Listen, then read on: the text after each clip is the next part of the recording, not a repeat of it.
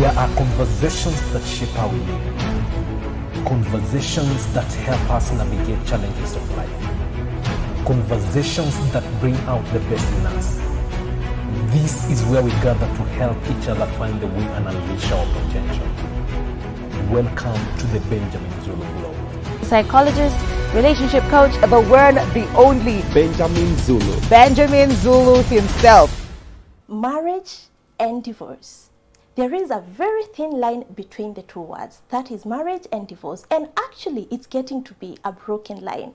Nowadays things are bizarre out there, and all we are talking about is divorce, left, right and center. It's not something we want to be associated with as families, as the society. It is not nice. And today we are talking about flourishing in marriages and divorce-proofing our marriages. Whether you're newly married, without the seasons of marriage, or even planning to get into marriage, this topic is for you and I. And today I have an expert, and he's always speaking with some oomph when it comes to these topics. My name is Sylvia Keremi, and this is Benjamin Zulu Global Show.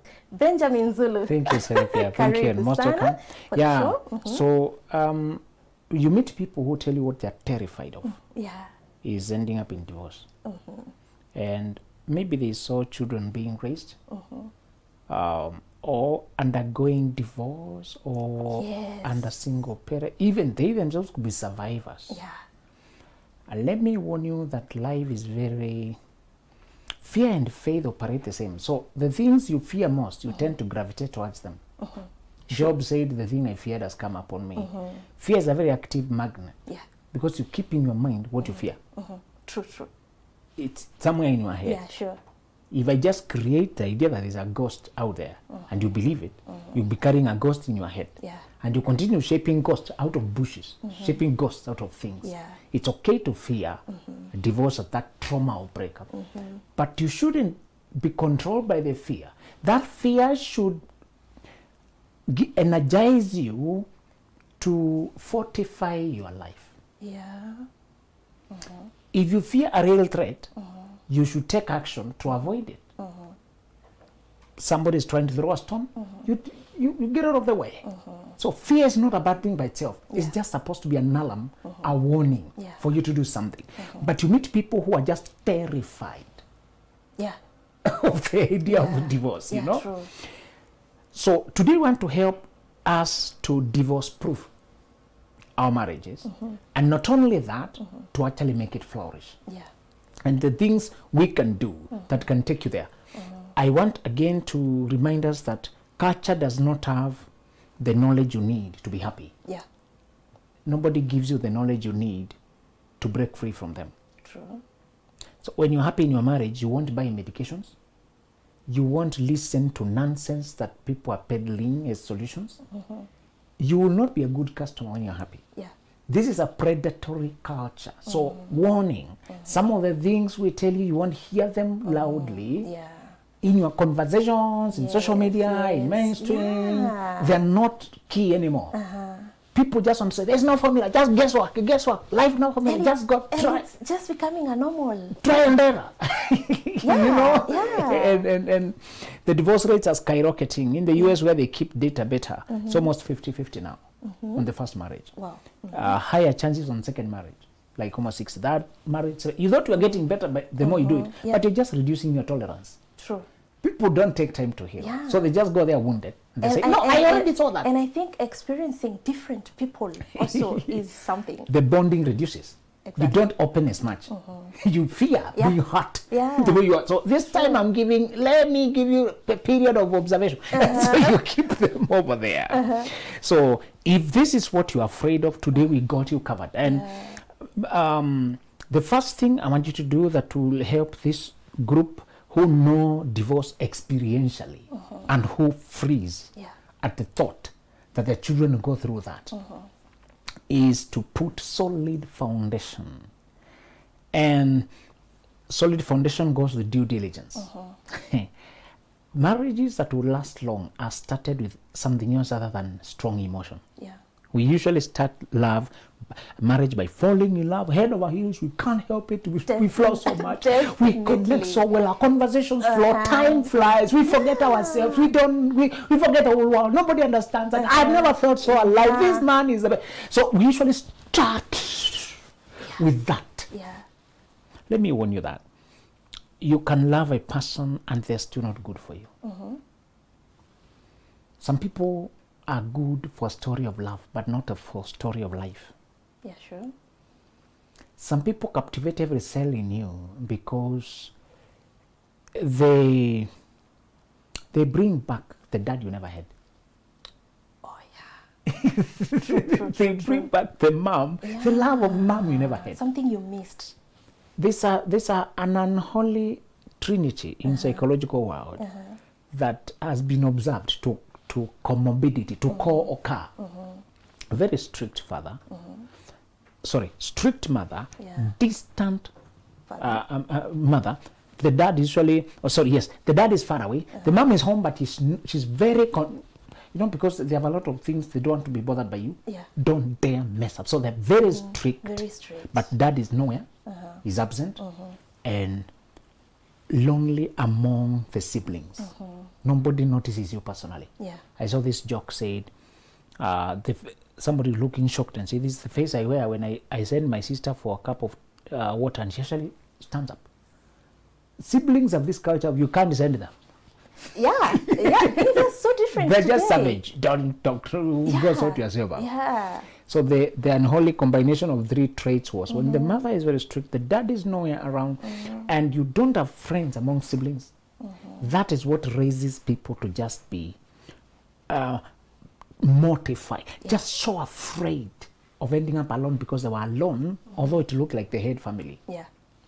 So the most of the time when this kind of person falls in love, they feel like this is the first time they're being seen.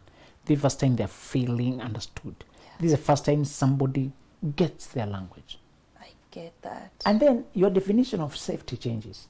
You start feeling safe with a person just because they gave you a dopamine high. Some people are very foreign to dopamine. Yeah. It just gives you a high feeling, takes you to cloud 9. Yeah, and there's something you've never experienced in your life. People don't have that language. They know that you can get feel good chemicals from the wrong person. True, so we call it love. Yeah. And you say, I can't help it. Yeah. And actually, it could be just a thing of it. It's because you've never experienced it. This guy told me that he started dating this lady, and now she's driving him crazy because she's not consistent.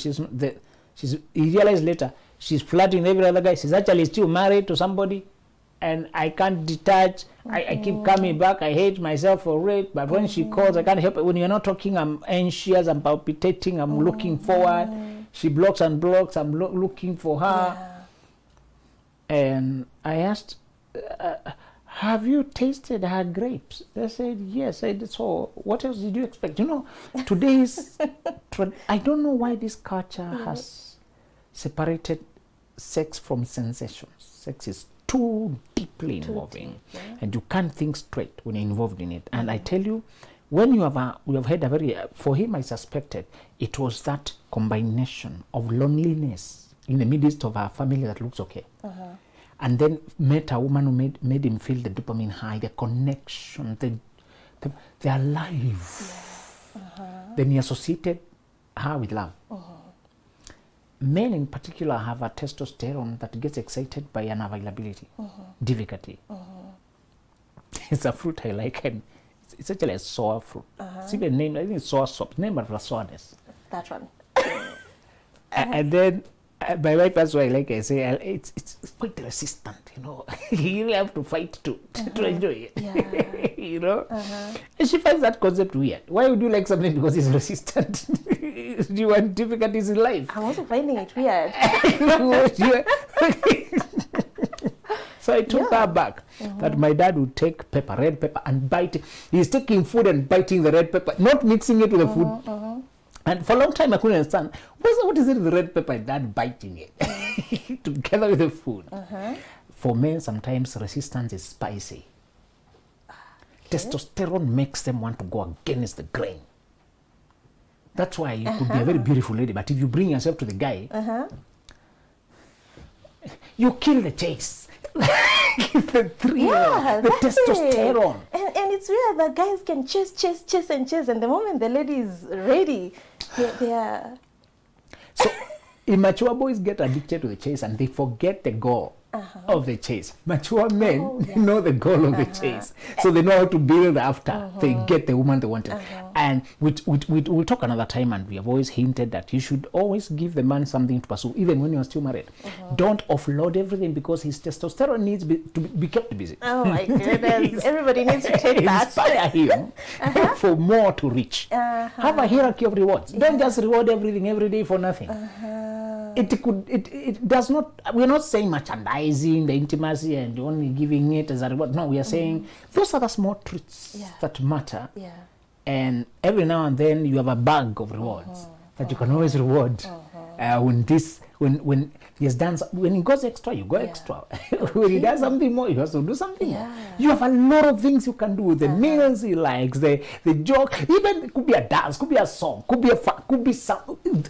You should have a whole bag, a pile of things you can always pick. Of the goodies. What you can, and that keeps him excited, and just the uncertainty of it. If you come from a place where you fear, listen, the solution is to put a solid foundation. If you want to build a house that will withstand storms, our Lord told us that some two people built a house. One built in sand, another one on the rock. And then later on, storms of life came. People don't think that marriage is a house they're building. So they drift into feelings. They fall. Whenever you say you fell in love, think twice. Even the language you're using is very suggestive. Everything is in black and white. You cannot say those bricks fell into place and it became a house. and you're falling in love and... Careful now. Oh my God. We need to mind our language. When you fall, there's no order there. You're not even in control. Things just collapsed. Falling and collapsing and breaking and going the same direction, my friend. You rather more walk into, so that attraction gives you an invitation. And then you investigate. When you invite it, you investigate before you invest. Okay? True. So it's okay to, I'm not saying you ignore chemistry. You can't marry when you don't like a person, they feel like you're bro. No, there must be the chemistry. But the chemistry alone is not enough. And let me warn you, even after you marry, you meet other people you have chemistry with. Okay, it's not a good thing to say. But it's real. You meet people who you fall for long after you already settled. And you have your person and you guys are doing well. You don't even need to be in crisis. You're doing well. Then there will be no problem. And yet you meet a person who they make you feel something. Feelings, as long as you are alive, they'll continue connecting. Bluetooth detected and Wi-Fi connected, So it's you to put password. The good thing with feelings, they don't make decisions. They just invite you.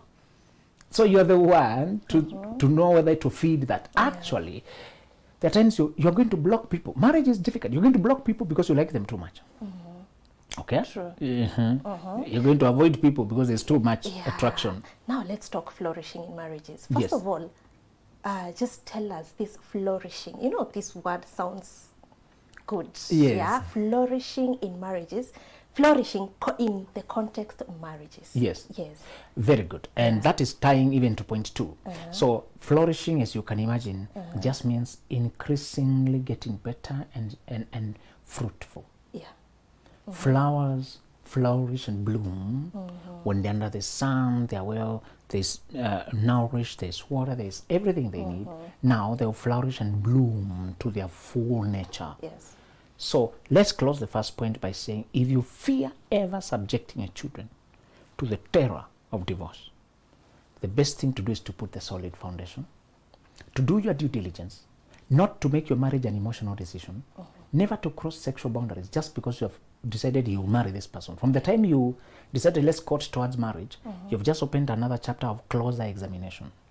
That's the first time you're starting teamwork, or visiting your people, visiting my people. We are starting to do things together and coordinate and check whether we work as a team. Yeah. You're beginning to see my other side, my back side, that you could not see when you were just on talking stage. When you meet on coffee date, that's a very cosmetic date. You can't see the person's life. They're across the table, You can't see what really they do, who they talk else on the phone, how they handle their friends, how they handle money, whether they are owing money, whether they're running away from creditors, whether they're on Tala, whether they're on CRB. There are things of people you can't see on coffee date. When you agree, I think they like you to come out as Marita, let's take to the next level. That's, you've just opened another chapter of cross-examination. That is still interview.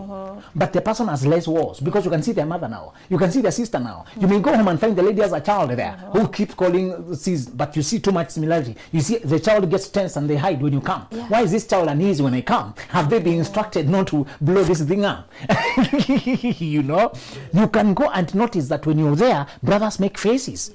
Oh, so you're the one marrying our brother? Okay, welcome. And they vanish. Why are they disappearing from me? The secret they're trying to keep. Somebody else was brought here. Somebody else is the student from this guy. So don't cross boundaries just because you've studied there. Those are emotional decisions. Oh, you're already there. I think we settled. That's when you're going to entangle yourself, and bad foundation is a curse. It's like a bad beginning. It's like this thing is blowing up before it even starts. Most marriages don't end up wrong. They start wrong.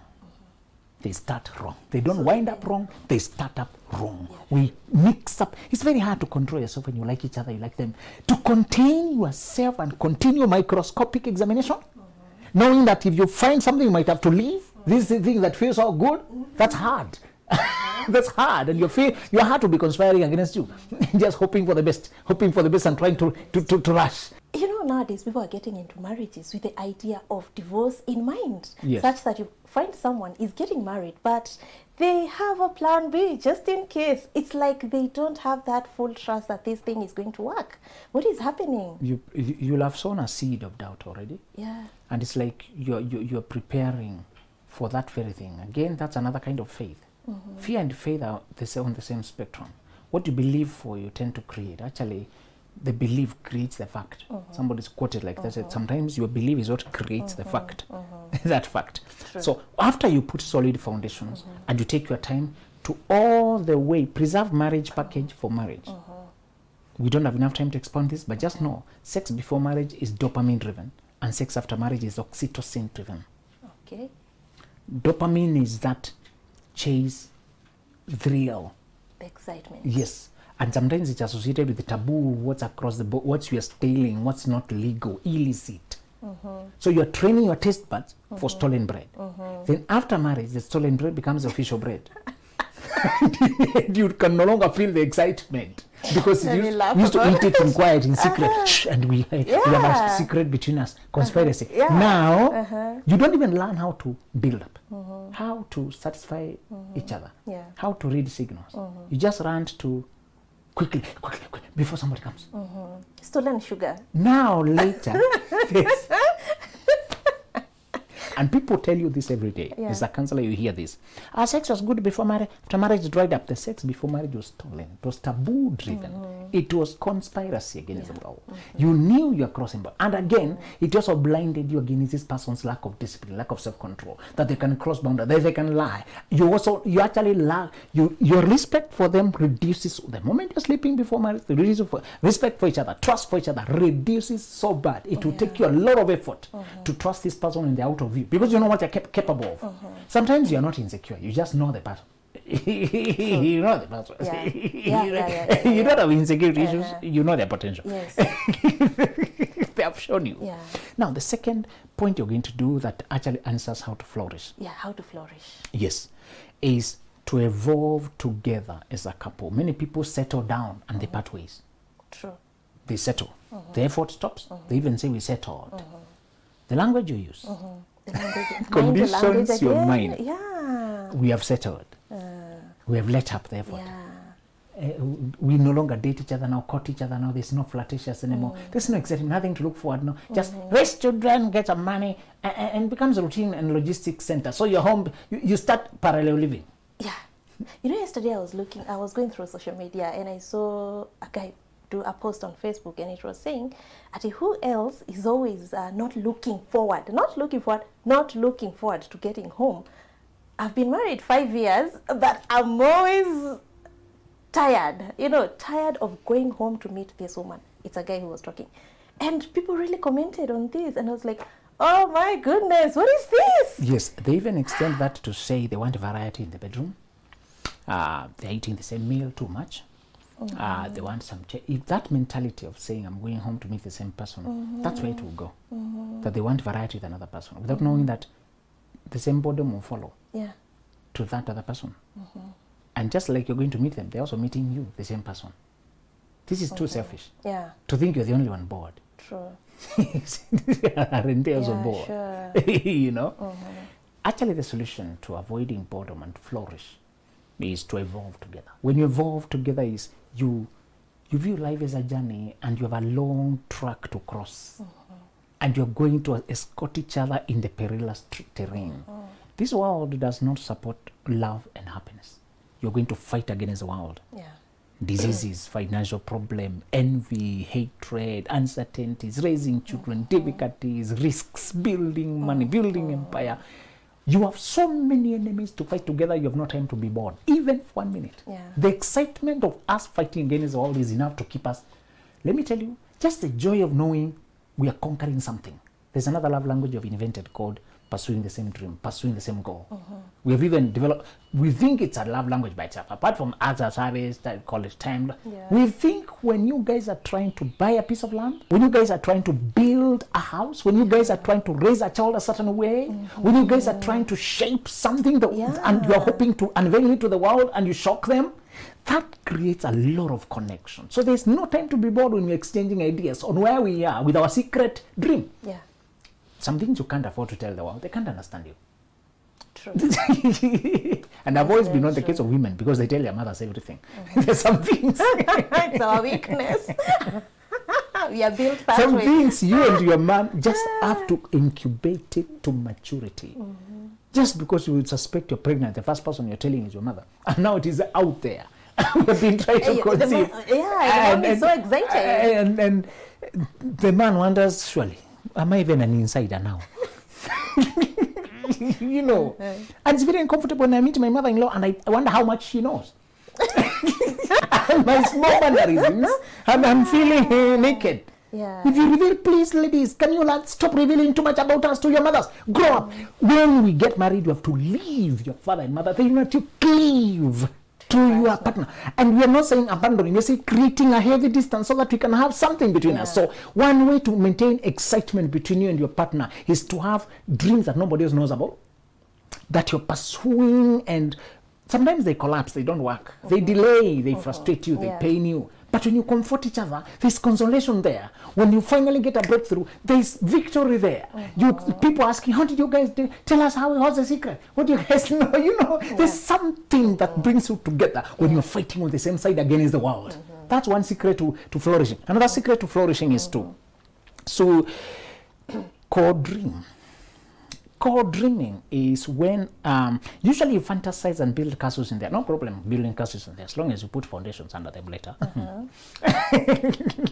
So previously when you are single, you would imagine life and envision. Now you imagine and envision together. There's an excitement of building a visual image of a glorious future. There's something exciting about saying things that are weird that you don't see around. What do you one day we buy a chopper? Me too, I think we can buy a chopper. Manifesting something together. ridiculous compared to where you are and what you guys are saying. You can't even risk it being heard. What if we send our child to Oxford? I think so too. But this kid, you can go to Harvard. Somebody is researching the school fees for Harvard. Getting weird figures. Okay, $1 million. Co-dreaming is when those fantasies that excite you to grow. Sometimes they look just like fantasies. Some of the dreams that you're going to have are beyond your reach, are beyond who you are now. If you can learn to trust each other, with the most vulnerable thing about men is their dreams, their plans, their strategies. That's the most vulnerable thing about men. It's not their body. They don't even hide it. You see labels everywhere. Because men are not even trying. They don't even mind when you're passing. Instead of them hiding, you're the one hiding. You're the one who's embarrassed. You should be embarrassed. That's so funny. That's not a good thing, of course, but generally there's something else more dear to men. And Samson didn't come down, was not brought down by Delilah for what they did in bedroom. The Bible doesn't go as far as telling us whether they did whatever. We just know he could lie on her laps and find comfort there. Yeah. But it was when he revealed the source of his strength. When men share, dream with you, tell you what they hope for, kind of money they think, they're telling you their deepest nakedness. When a man can call, dream with his woman, that woman becomes a part of his. Now that's the soulmate to men. Amazing. A soulmate to men is when he can trust with all his thoughts. And you can touch him in his thinking. Many women, we can't trust him with our thoughts because when they get angry, they weaponize them. During a moment of anger, she throws it in your face and you learn never to trust that way again. Yeah. The biggest business a woman has to do in becoming a wife, from a daughter and all the other things you are before marriage. Because many of you think it's just a ring and finally I have a home. There's a maturity you must have to listen to a man and incubate what he tells you without weaponizing it at a time of disagreement. Yeah. Emotional maturity is the hardest thing men have to find in women. It is the hardest because women get upset and they keep quiet for 3 days. They punish, they put tension in the whole house for 3 days. Another weakness. They retract, they act up. It's there are men who struggle to go home because the climate there looks like there's civil war. Yeah. It's not welcome. It's not welcoming. If you, as a woman, you can learn to release offenses quickly, you've matured. If as a woman, you can learn to dream with a man, just draw trajectories into the future. And when men think, they usually keep quiet. When women think, they usually talk. They process a lot by talking. Women are just special. Men process by. Because again, they're going to the most vulnerable thing. But sometimes when men go to the cave, the man cave, to process and they can't find solution, they get stuck there. So they hide and they look generally withdrawn. Stop falling in love with men who just have this biceps or this dashing. Or get a man who has learned to plan and follow through with his plans. That's the highest maturity for men. The highest maturity for women is emotional self-control. Self-control. But because the world says women are emotional, you don't even try to control your feelings because you think that's who you are. Yeah. The most important wrong. the most important strength for men is how to envision and stay committed to his vision, to continue showing up when excitement has died. Boys act when they're excited. When excitement dies, they forget. Men show up at the workshop even after the excitement has died. And the Bible says, who promises to his own heart and does not change. When he promises, he will perform, even when it's painful, and he does not change. That's the nature of God. God does not change. When you become mature like a man, you begin to take attributes of God. He impersonates you so much that you can keep your word. You can be punctual. You don't even lie. Oh, I mean, you're in the same vehicle. Somebody's in another vehicle. Where is this vehicle really? Why are people lying so much? Same vehicle. When can we just say the truth? You guys keep quiet. I need to lie. Okay, so we are at no. So we are saying you will flourish when you learn to dream together. That means you have something to look forward to. And there are some things that are meaningful to you. Your money, your children, your resources, your privacy, all of it takes shape according to the similar future we are trying to build together. The reason people are disintegrating and the marriage is dying a natural death because they are no longer united by their future. They're only united by their past. We got married, we have a certificate, we have children, it's official. No, apart from it being official, what are we doing for the future? That's how you know where we are. You don't make some purchases because you know where we are, the dream we are building. You don't reveal some things because you know where we are, what we are building. You don't tell children some things because there's some things when you have a future, it organizes our life. That's how we flow. We are so united, it becomes telepathic because of so much of what we are doing. We don't need to quarrel every time, exchange. We know where we are. We can pass the ball without looking where we are. I know where you are and I know what we do. And we don't even fight over money because the mission is greater than money. And our money is our money, all of it. There's no yours, mine, ours. No. We eagerly bring everything. Another very famous and special line yes, for women. We eagerly, that's just selfishness. Yeah. We eagerly bring it together. The man doesn't police you. A mature man does not police and turn you upside down to make sure all the coins are out. He doesn't do that. Yeah. Neither are you playing under the game. It's eagerly bringing what you can to the dream, because you have a shared dream. People flourish when they are dreaming together, co-thinking together, evolving together, and they are more like friends. After you get married, this person becomes your best friend within a few years. Yeah. If you do marriage right, this person becomes your best friend. True. They replace the other best friends you had. Previously, you had other social networks. Yes. But if you do marriage right, just the way you are journeying, they become the most important person eventually. You don't cut out everyone else, but because of how close you are and what you're doing this person, you become more and more close until you actually soulmates. Getting married is only the beginning. The actual soulmate and twin flame and thinking alike evolves. You melt into it. You weld each other Over time. into it. Yes. Okay, now this takes me to people who have already separated, Yes. probably because of trust issues or something happened. Now, is there a chance or chances of these people getting a connection again? Probably, if they decided to build something. It depends on what separated them. Sometimes you walked away because a person was repeating offenses. And when people apologize and they still do what they apologized for, it's an insult. They're not really sorry. They're just giving you painkiller for you to stay on. Some people abuse apology. It's a bandage. To bandage you so that you can keep quiet. Yeah, true. you get a vacation. Yeah, a trip to cruise. So once you notice You it's start dating again, coffee dates. it's a performance. 3 times, It's done. but they don't do the inner change. Yeah. That requires the real change. So we said when people cheat once, it could be a mistake and you are entitled to leave if you can't love again. Sometimes you forgive, but the love doesn't come back. True.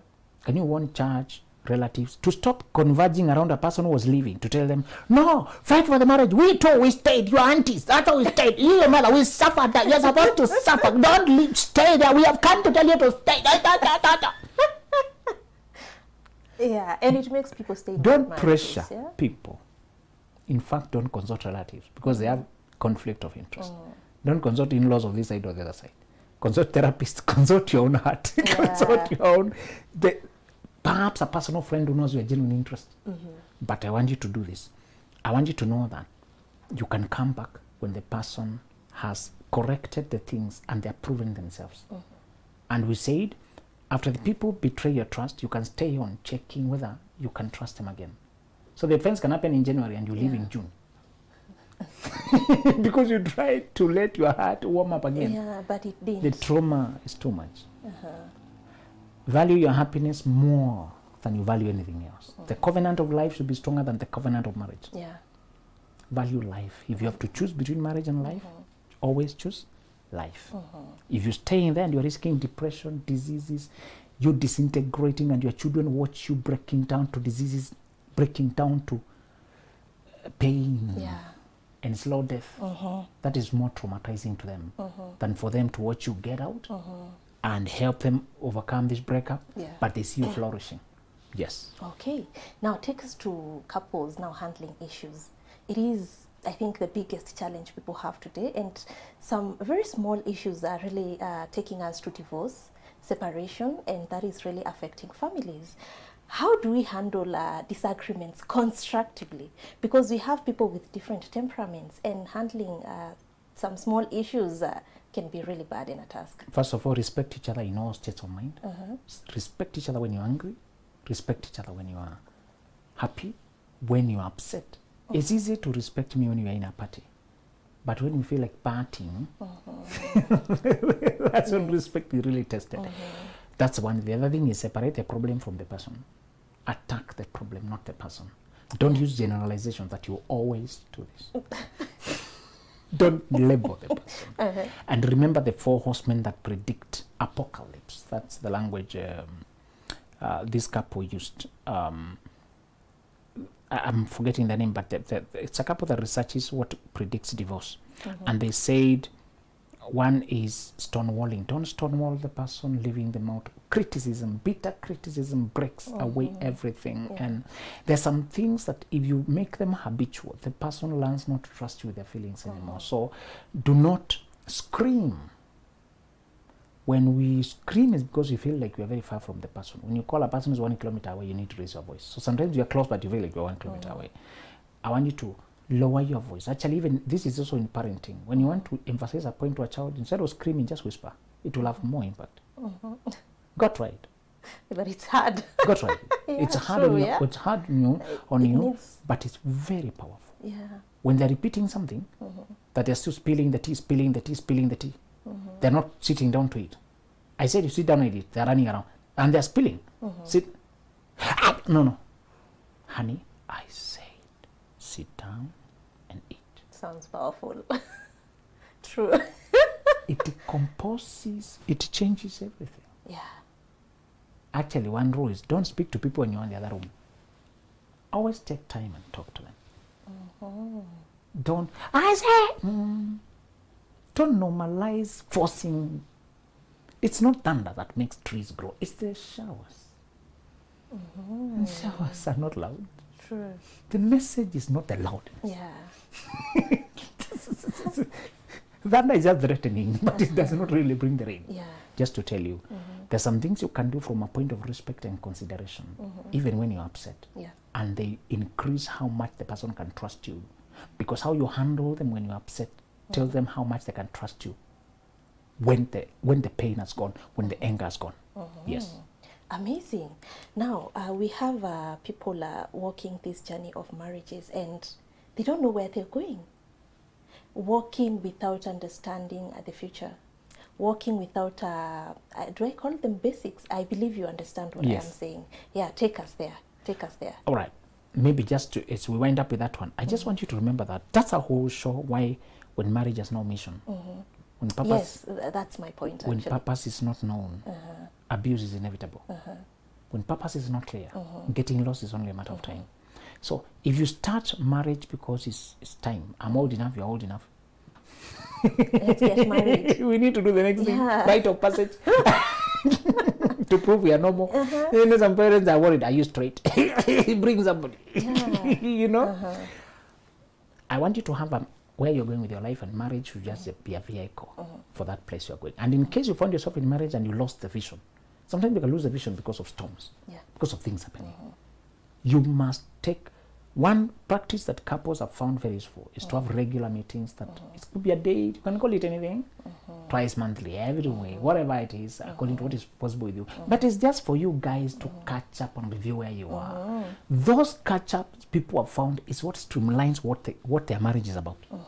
The values they live, what they're teaching their children, how they're watching, how they're building the money, how they're making each other feel, how close you feel, how free we feel, how we are relating with the outside world, our friends and family. So first of all, have those regular catch-ups. And even if there are no issues, just meet. Even when you're not in talking time, just meet. Make it a non-negotiable that you always meet. In marriage. The guy who started Netflix was told that people are starting their 7th business and also being their 7th marriage, because every business kills the marriage they're in.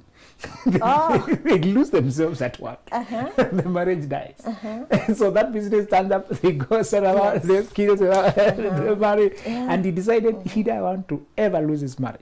So he set apart Tuesday evenings to always meet with his wife. Whatever is happening at 5, I go home to be with my wife. Wow. Whatever she's doing, I'll join her. If we cannot, if she's far away, we put on Zoom, we talk, we enjoy. And he said that's how he has maintained big businesses and the same marriage flourishing. Can you imagine starting a new business every year? It's a waste of time. You know? So I just want you to know that you can do it. You can redefine your mission when you have regular catch-ups, where you just, over those small things, how this week was, how this month was, how you felt over that period of time. Yes. Wow, that's amazing. Such an impactful conversation. Thank you so much. I know this conversation cannot end today. We have a lot to ask. True. And I know you have a whole book of insights and ideas that you can give us to flourish in marriages. So we'll be here. Thank you so much for staying with us. We'll be here same time, same place, to flourishing marriages. Cheers. There are conversations that shape how we live. Conversations that help us navigate challenges of life. Conversations that bring out the best in us. This is where we gather to help each other find the way and unleash our potential. Welcome.